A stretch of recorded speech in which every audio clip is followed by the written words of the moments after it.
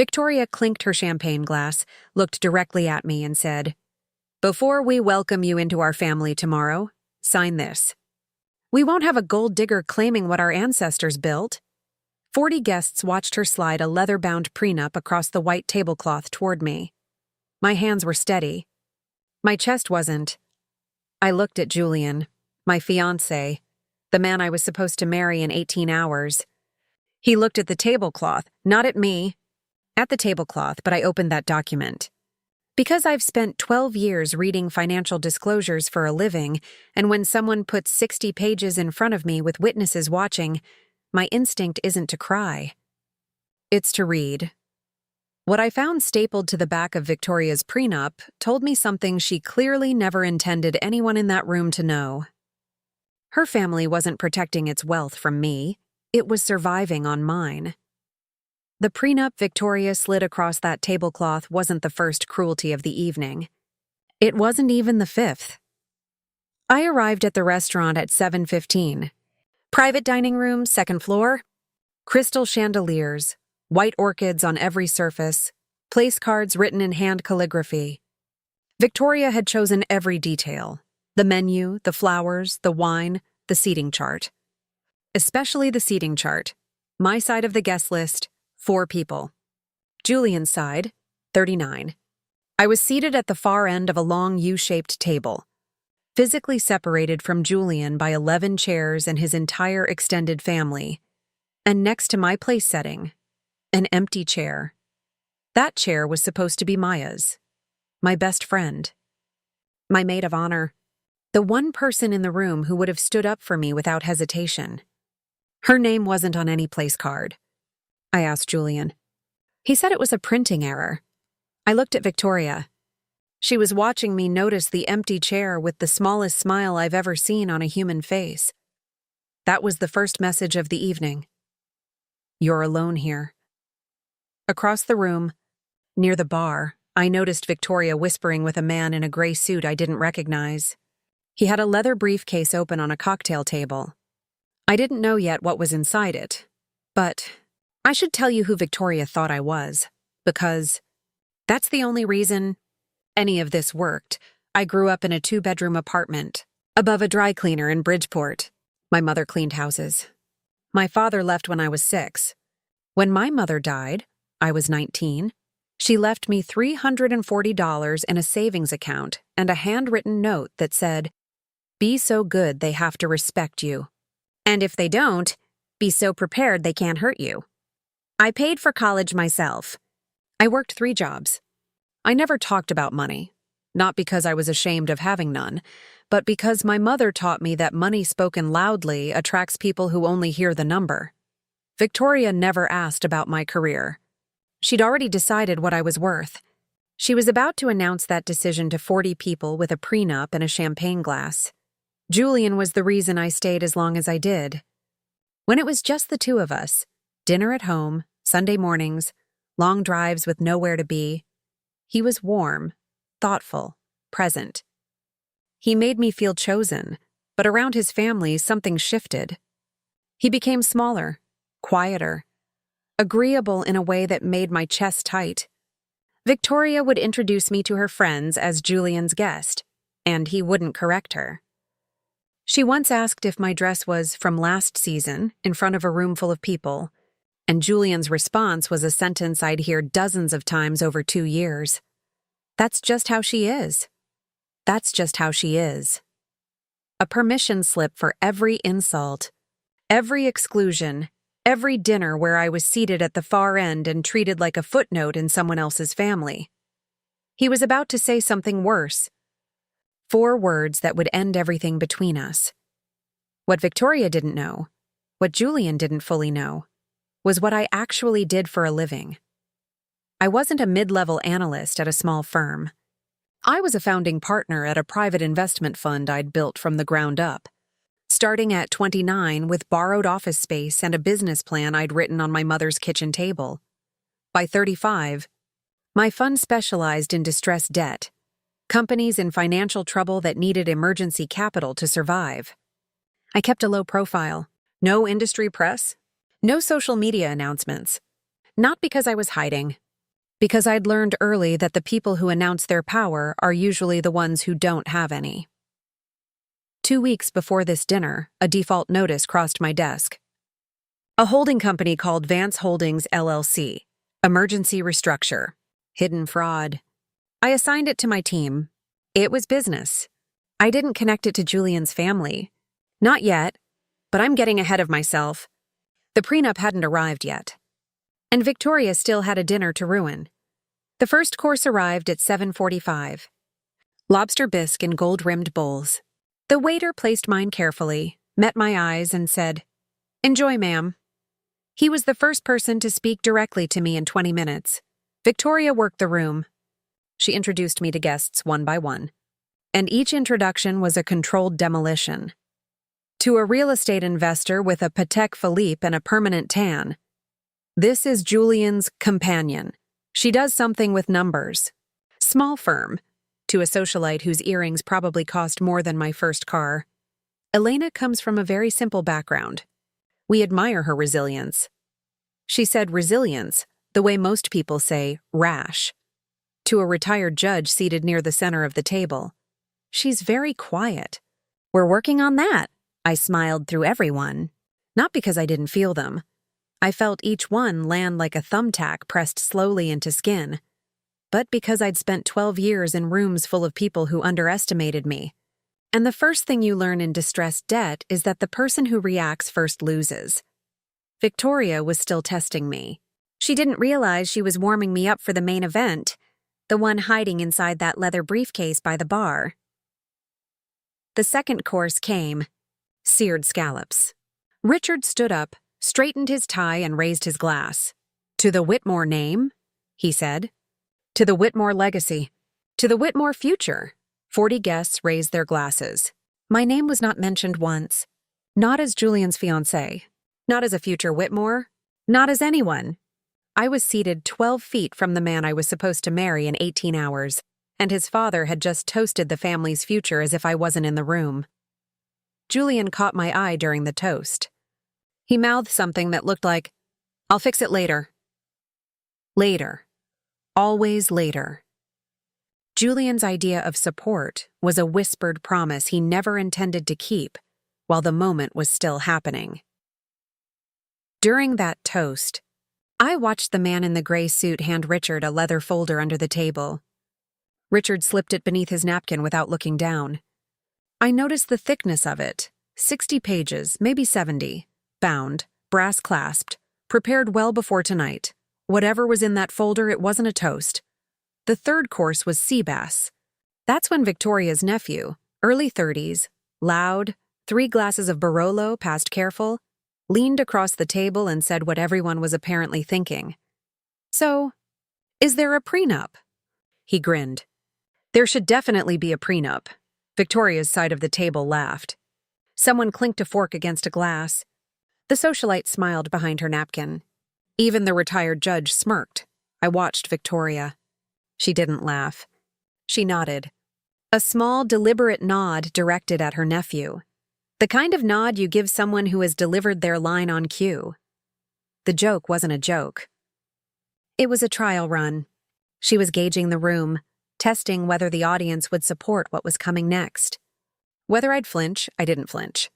I cut my sea bass. I took a sip of water. The waiter refilled my glass without being asked, the third time that evening. He'd been watching. Not everyone at that table was blind. Julian squeezed my hand under the table but didn't say a word.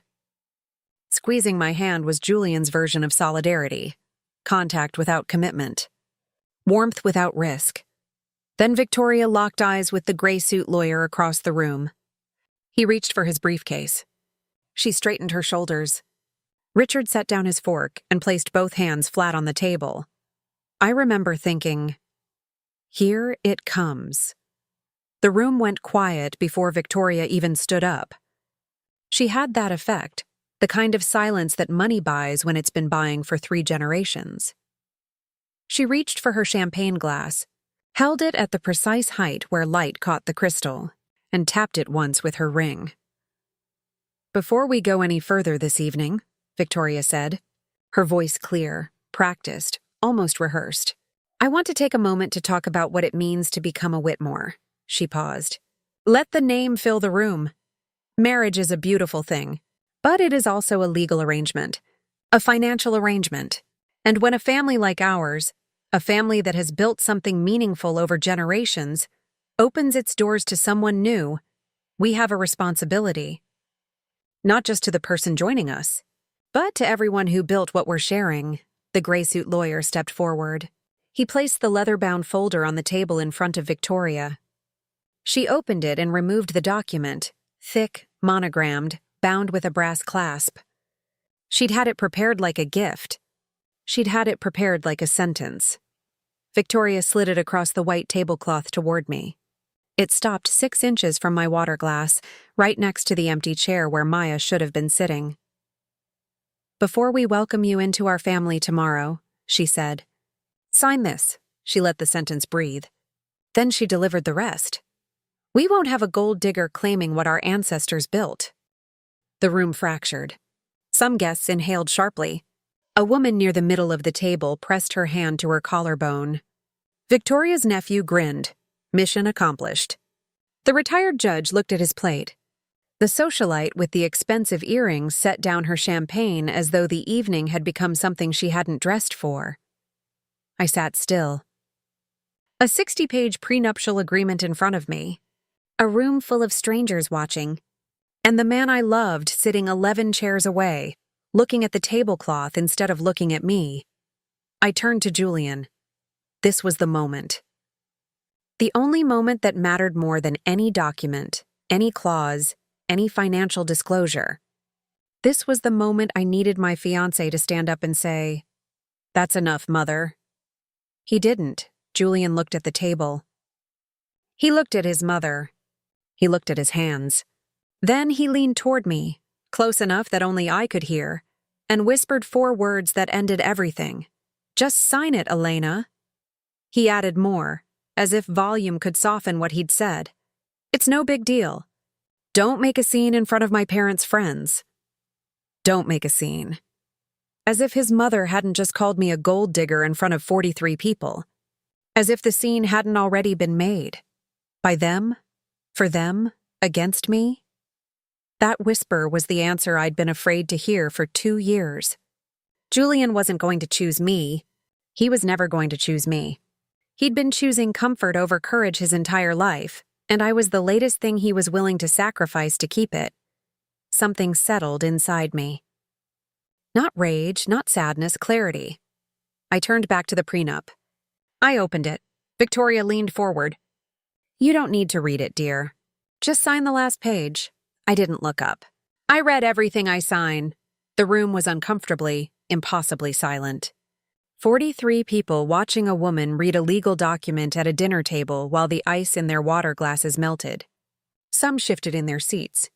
Victoria tapped her nails on the tablecloth twice. A sharp, impatient sound, like a timer counting down. I read every page. The terms were exactly what I expected from someone who believed I had nothing. $0 in the event of divorce. No rights to joint property. No claim to any Whitmore asset, trust, or investment. And Clause 12. A provision asserting the family's right to any income I earned during the marriage. They didn't just want me to bring nothing. They wanted to own whatever I built. Then I turned to the exhibits. Standard financial disclosure, required by law in any enforceable prenuptial agreement. The kind of paperwork most people skip because their eyes glaze over at the word exhibit. I don't skip exhibits. I've spent 12 years reading financial disclosures the way other people read menus, quickly, completely, and with a clear understanding of what each line actually costs. Exhibit D, the family's primary asset disclosure. Second line, Vance Holdings, LLC. My hand stopped moving. I knew that name. My fund had received a default notice from Vance Holdings 2 weeks ago. Emergency restructure. A hidden fraud scandal that burned through their reserves. My fund extended an emergency bridge loan, $11.4 million, because we were the only firm willing to touch a company that toxic. Which made us the sole creditor. What I hadn't known, until this exact moment, at this exact table, reading this exact exhibit, was that Vance Holdings was the primary asset entity of the Whitmore Family Trust, Victoria's fortune. Richard's legacy, the empire she had just humiliated me to protect, it was surviving on a bridge loan from my fund, the woman who called me a gold digger owed her family's solvency to the woman she was trying to erase. I closed the exhibit. I looked up. Victoria was watching me with the satisfied expression of someone who has never once considered that the document she's wielding might contain a weapon pointed back at, or I picked up the pen. I signed the prenup on the final page. My full name, legibly, calmly. Then I smiled. Victoria's smirk widened. She looked at Richard. Richard looked at the lawyer. The lawyer gave a small professional nod. Done, handled, signed. They believed I'd surrendered, folded out of shame or desperation, or the simple mathematics of a woman with nothing trying to hold on to something. I slid the document back across the tablecloth toward Victoria. Then I stood. Up, the chair scraped against the marble floor. The sound cut through the room. Every guest turned. Victoria's smile flattened by half a degree. The first crack. Victoria, I said. My voice was steady, clear, loud enough for every person at that U-shaped table to hear without straining. Thank you, she blinked. Excuse me? Thank you for insisting on full financial transparency tonight. I mean that sincerely, because I wouldn't have seen Exhibit D otherwise. Victoria's hand moved toward the prenup instinctively, a reflex. She hadn't read the exhibits. Of course she hadn't. She'd never needed to read anything in her life. Reading was for people like me, people who worked with numbers. Small firm. Clause 8A of this agreement, I continued, references the Whitmore family's primary asset source, a holding entity called Vance Holdings, LLC. It's listed in your own financial disclosures. Exhibit D, page 2. The gray suit lawyer stiffened. Richard's jaw tightened. The retired judge set down his glass. You called me a gold digger, Victoria. You said I was after what your ancestors built. I paused. But according to your own financial disclosures, the ones your lawyer stapled to this prenup, what your ancestors built is currently surviving on an emergency bridge loan. A bridge loan extended by my fund, my firm, my capital. The first wave hit the room. Whispers. The real estate investor reaching for his phone. A guest near the back leaning toward her husband. Vance Holdings, LLC defaulted on its primary debt obligation 2 weeks ago. Emergency restructure. A fraud scandal your family has not disclosed publicly. And the debt it defaulted on, every dollar of it, is held by my fund. The second wave. Louder, chairs shifting. The socialite covering her mouth. Richard's hand catching his wineglass a moment too late. Red spreading across the white tablecloth like a stain that wouldn't come out. Because it wouldn't. So I want to be clear about something. I looked at Victoria. Only at Victoria. I signed your prenup. I don't want your money. I never wanted your money. I reached for my left hand. The engagement ring, a 3-carat emerald-cut diamond Julian had chosen because his mother picked it, slid off easily. I set it on top of the signed prenup, next to the wine stain, next to Victoria's monogram, next to the empty chair where my best friend should have been. You protected your wealth from me. Now let's see how you protect it from your primary creditor. Tomorrow morning, 9 a.m. Victoria grabbed the prenup off the table as if holding the paper could take back the words. Her hands were shaking. The composure she'd spent 30 years constructing was gone. Not cracked, not chipped. Gone. Richard was already on his phone, turned away from the table, whispering urgently. I caught one word. David. Then another. Tonight. Julian stood up. He came toward me. His face was the face of a man who has just realized he's lost something he didn't understand he was holding. Elena, wait. We can talk about this. Let's go somewhere private. We can work this. You had a chance to talk privately, Julian. I picked up my clutch from the back of the chair. You chose an audience. I walked out of the private dining room, down the hallway, past the hostess stand. Through the front door into the cool of the evening, my heels on the marble floor were the only sound I left behind. I drove myself home. No music, no calls. Just the highway and the quiet that comes after you finally stop pretending something is going to get better on its own. I didn't cry. I know people expect that part. The breakdown in the car, the shaking hands, the mascara on the steering wheel. But what I felt wasn't grief.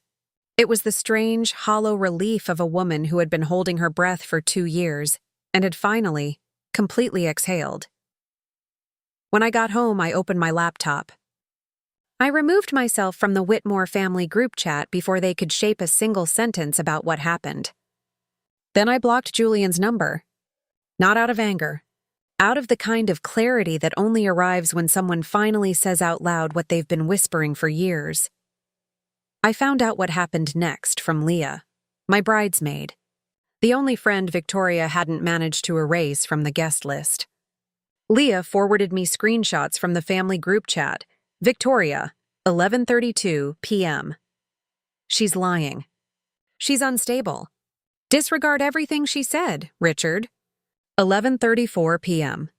Get David on the phone. Now, do not speak to anyone outside this family. Victoria's nephew, 11:36 p.m. Wait, is Vance Holdings actually bankrupt? And then Julian, the man who had been too afraid to say my name in front of his mother's guests, typed a message that told me everything I needed to know about how deeply he had ever understood his own family. Can someone please explain to me what Vance Holdings is? He didn't know. He'd never known. Julian had spent his entire life enjoying the warmth of his family's wealth, without ever once looking at the furnace. And now the furnace was out. Within 48 hours, the fallout moved exactly the way information travels in high society circles, through parking lot phone calls and quiet conversations between corner offices. The real estate investor, Patek Philippe, permanent tan, called my fund directly. Not me, my fund's general counsel. He wanted independent confirmation of the Vance Holdings default. My partner confirmed it, professionally, without embellishment. The numbers didn't need embellishment. That investor canceled a $4 million joint venture with the Whitmores the following Monday. 2 more business relationships went cold by Friday. Richard's phone, on which had rung constantly for 30 years, went silent. Julian showed up at my apartment 3 days later. Flowers, a revised prenup. His eyes were red and he'd clearly rehearsed something. My mom went too far, he said. She knows that. She'll apologize. But Elena, my family needs help with the restructuring. You understand these things. You brought another contract, I said. I needed a partner. He opened his mouth, closed it. Looked at the flowers in his hand as if noticing them for the first time. You didn't come here because you miss me, Julian. You came because the numbers changed. I closed the door. Not hard, gently. The way you close a chapter you've already read the last page of. Monday morning, 9 a.m. My fund initiated formal creditor proceedings against Vance Holdings, LLC. The notice was delivered by courier to the Whitmore family estate. Victoria opened it in her bathrobe. The letterhead was mine. The numbers were hers. And the audience she'd so carefully assembled on Saturday night was already whispering about both. People ask me if I regret how it ended. I don't. Not the way they mean. I don't regret reading the prenup. I don't regret standing up. I don't regret walking out. What I regret is how long I waited. How many dinners I sat through at the far end of the table, smiling through introductions that erased me, pretending Julian's "that's just how she is" was a temporary flaw instead of a permanent choice. The prenup wasn't the betrayal. Julian's whisper was, "Just sign it." 4 words that told me I was never a partner. I was an accessory. Something to be quieted, managed, folded into a family that had never once asked who I actually was. Victoria spent the evening trying to make me feel small. She succeeded, for about 45 minutes. Then her own financial disclosures reminded me exactly how much I was worth. Not in dollars. In courage. I didn't destroy the Whitmores. I refuse to save people who spent an entire evening trying to erase me. There's a difference. One is revenge. The other is a boundary. If something in this story felt familiar, not the money, not the prenup, but the feeling of sitting at a table where no one says your name, I want to leave you with this. If someone only values you when they believe you have nothing, they will never value you when they learn you have everything. That's not love. That's an appraisal. Read every page, every clause, every exhibit. The truth is never on the page they expect you to sign. It's in the pages they assumed you'd skip. Don't make a scene. Is the sentence people use when they've already made one and need you to absorb it quietly. You are not required to absorb it. And finally, dignity is not the absence of anger. It's the refusal to let someone else's cruelty decide who you become. Victoria called me a gold digger in front of everyone she wanted to impress. She thought she was protecting her family. What she was really protecting was the lie that their money made them better. It didn't. It just made them louder.